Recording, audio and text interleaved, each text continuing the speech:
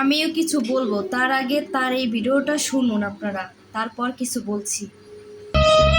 Doctor Yunus, আপনার কাছে আমাদের একটাই দাবি, এই দেশে মাদকাসক্তির বিচার না করে পারলে কিছু ছলনাময়ী নারীদের ফাঁসি দেন, তাহলে দেখবেন দেশের পোলাপান এমনি মাদক ছেড়ে দেবে।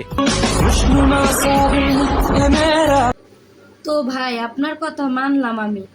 আজকালকার যে পুরুষরা টাকা পয়সার জন্য, যৌতুকের জন্য যেই নারীদেরকে অত্যাচার করে, মারধর করে, নির্যাতন করে সংসার ভাঙতেছে, পরক্রিয়া করে সংসার ভাঙতেছে, 3টা 4টা বিয়ে করে, অন্য অন্য মেয়েদের সাথে কথা বলে, পরক্রিয়া করে, আমি চাই তাদেরও ফাঁসি হোক।